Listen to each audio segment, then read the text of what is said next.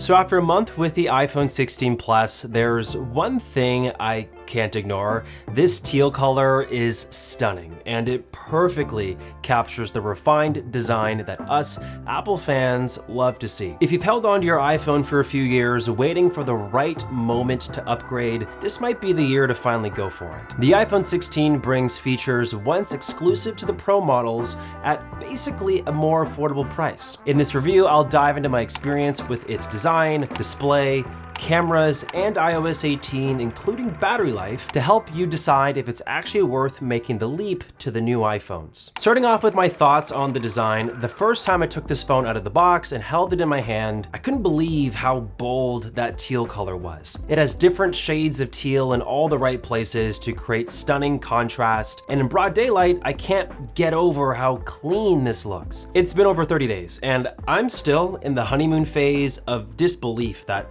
this phone can look as good as it does, and it's not even Apple's most expensive option, which is just all the more praise that this deserves. Another visual difference is the cameras are vertical now, which I think makes this phone have a bit more character. I can't quite pinpoint why, this is such a negligible thing to notice, but this orientation actually looks really good. The real purpose behind it though is to accommodate the ability to record in spatial video in the off chance you might buy yourself a Apple Vision product in the future. And I actually wrote that in my notes and I wanted to say that seriously, but that thing costs a fortune, so I'm not sure how soon you'll be able to be reliving these spatial videos. But anyway, I ended up getting the 16 Plus size, which is 6.7 inches diagonally, which makes it a pretty big phone, but I'm in my era of wanting large phones, so this feels right at home in my hands. If you've been contemplating this size, it really doesn't feel heavy at all. I'm not quite sure what this back panel is made out of, but it's super smooth to the touch, and in this color at least, I never see any fingerprints, so this phone always looks pretty nice with minimal needs to actually clean it. In terms of buttons, now you're getting two new ones, assuming you're upgrading from a really old iPhone, which will be the action button and camera control. Starting with the action button, we saw this debut last year with the 15 Pro, and it replaces the mute switch that we've had on our iPhones for years. You can still use it as a mute switch by pressing down on it, or you can change it to be whatever function you want, such as starting a voice memo, a specific focus mode, or just about any Siri shortcut. I've had access to this button for 2 years now, and to be completely honest, I've never used it as much as I hoped, but it's there for people who want that extra level of customization. Next up is camera control, and I've spoken extensively on this topic on all of my iPhone 16 Pro content that you can check out on my channel, so I won't be repeating myself in detail here because it's essentially the same on all new iPhones, but here's the gist of it. It's a new button that launches your camera app, and it can act as a shutter button to take photos and videos, while also allowing you to perform different functions like zooming in and out, as well as adjusting the settings of your image in real time, all from the same button. In theory, I wanted to love it. When it was announced, I was super excited about it actually, but in practice, I've been using it for over a month. It just feels too awkward to use, and if you want to know more about how I feel about it in detail, I'll drop a link below with the timestamp on my iPhone 16 Pro Max review, as again, it's exactly the same functionality, so you'll get a pretty good idea of how it will work on the iPhone 16 as well. Before we move on, I want to highlight some awesome charging solutions from my friends over at Baseus, the official partner of today's video, who've really nailed it with their PicoGo lineup designed specifically for the iPhone 16. Let's start with the 45-watt fast charger. This is a must-have if you're looking for the most efficient way to charge your iPhone 16 at full speed. What sets this charger apart is the Pi chip, which uses the same premium Pi chip sourced from the same manufacturer as iPhone. It's incredibly efficient, delivering a faster charge while keeping your devices cool. Plus, it's TUV Rainland certified for maintaining lower temperatures during heavy use, so you get safe, reliable charging without overheating. Next, I've been using the magnetic wireless power bank, which is a 5,000 milliamp hour battery with a 360-degree rotatable stand. It's Qi2 certified for 15-watt wireless fast charging, and the slim, compact design makes it super easy to carry around. I love the rotatable stand. It's perfect for propping up your iPhone in either portrait or landscape while it charges. And finally, let's talk about their 2-in-1 magnetic wireless charger. This Qi2 certified charger is designed to fast charge your iPhone 16 and your MacBook or another laptop at the same time. It delivers up to 67 watts of power via USB-C, and the wireless charging pad supports 15 watts for your phone. If you're serious about fast, efficient charging solutions for your iPhone and other devices, Baseus has got you covered with these products. Click the link below to purchase them today. In terms of the display, this is where everyone's personal biases and experiences come into play when it comes specifically to the iPhone 16 lineup. Depending on what phones and devices you've had experience with in the past, you may not mind the iPhone 16 display, or you may feel that it's too laggy and it's like an absolute deal breaker the way that it feels. This year, Apple has continued to give all non-Pro iPhone 16s a 60 Hz refresh rate, whereas the 16 Pro and Pro Max get that buttery smooth 120 Hz ProMotion display. The big dilemma that riles up people in the tech community is that basically all modern smartphones that aren't less than like $300, I say, have a high refresh rate screen between 90 and 120 Hz. So when you put an iPhone 16 like beside a very cheap phone that has a high refresh rate display, it does make this expensive premium iPhone look slow and dated. But I will say, in reality, like, we're never comparing phones side by side, and yes, from my experience, when I actually hopped onto the iPhone 16 for the first time as someone who has exclusively used high refresh rate displays, it was jarring. Like, it was a lot. Like, it felt laggy, and it took me a while to get used to it, but you do get adjusted. But regardless, this 60 Hz panel will forever bother me personally, so I would actually have a hard time using this phone daily for an entire year for that specific reason. But for everybody else, the ones who are perfectly happy with 60 Hz, and that is the type of display that you've been using on most of your current devices in your home, you will continue to be perfectly happy on the iPhone 16. I know a ton of people who would gladly rock an iPhone 16 if it just had a ProMotion display,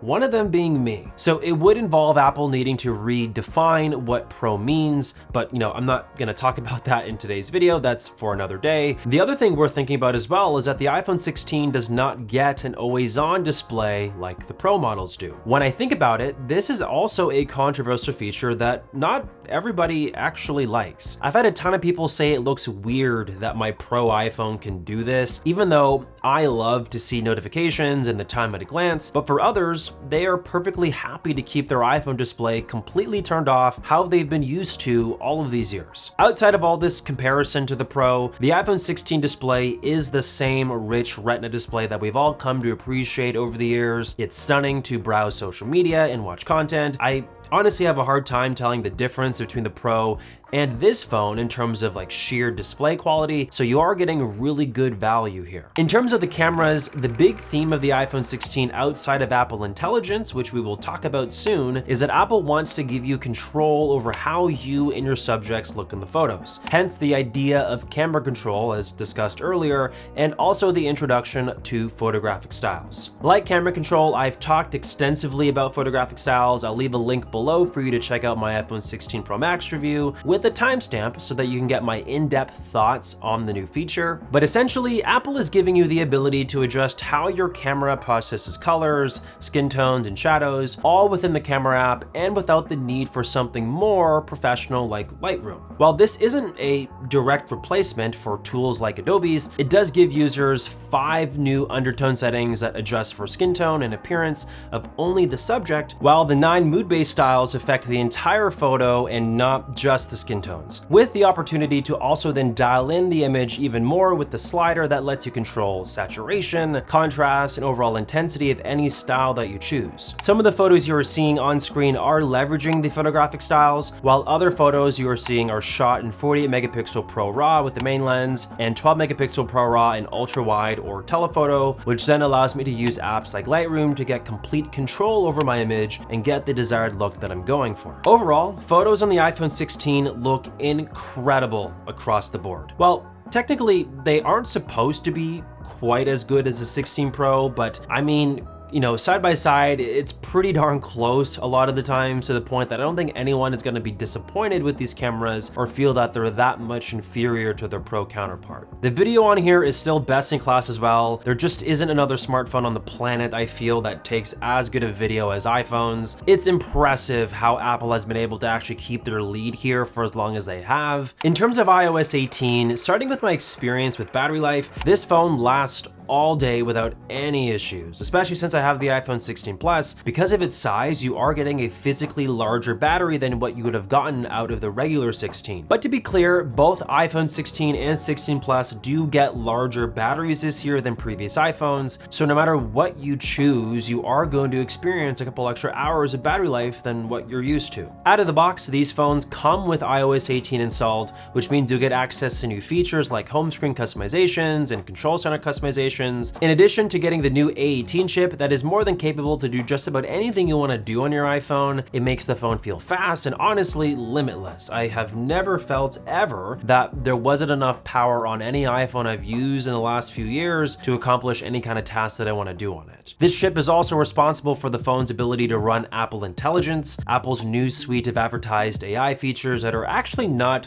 available upon purchase right out of the box, which might upset some people. But as of yesterday, on Monday, my time, when I'm recording this video, Apple actually has officially finally launched its first rollout of Apple Intelligence to all of its iPhone 16 and 15 Pro users, featuring stuff like writing tools and new ways to interact with Siri. And as of the last few days as well, Apple has already rolled out a developer beta for anyone feeling adventurous with your iPhone, which grants access to ChatGPT integration, which I've tested, and it's super cool to have this integrated with Siri, along with other features like Image Playground and Genmoji that I'm still waiting on the waitlist to get access to. The rhetoric of Apple Intelligence back in September from the community was that Apple launched these iPhones without Apple Intelligence, and then people had no clear indicator of when everything was going to be coming, with this huge worry that we'd have to wait a long time and basically deep into 2025 to get all of the best stuff. But from what we've seen in the latest developer beta that has ChatGPT and other new features, with it only being October,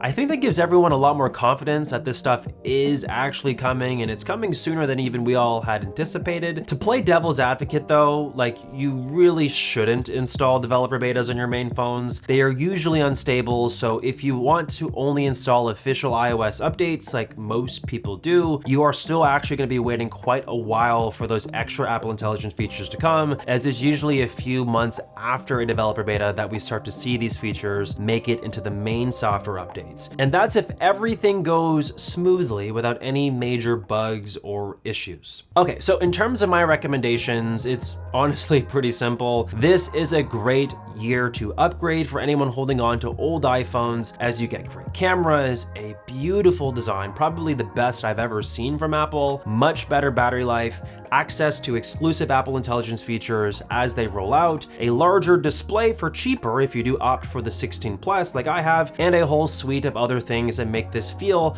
like the most complete baseline iPhone Apple has ever made. The only reason to avoid this phone is if you desperately want a high refresh rate ProMotion display or access to a technically better camera system that offers more flexibility to the people that do want it, or if you are particularly excited about Apple Intelligence, you will need to wait quite a bit for all that stuff to be officially released, not within a developer beta or a public beta. But other than that, on its own today, this is a fantastic phone, and anyone who's held out to upgrade will be happy to know that I give you the green light to do it this year. Anyways, thank you for watching. Make sure to watch my latest video right here. Subscribe if you're brand new to my channel, and comment hashtag I made it if you finished the video, and I'll talk to all of you guys in the next one. Peace.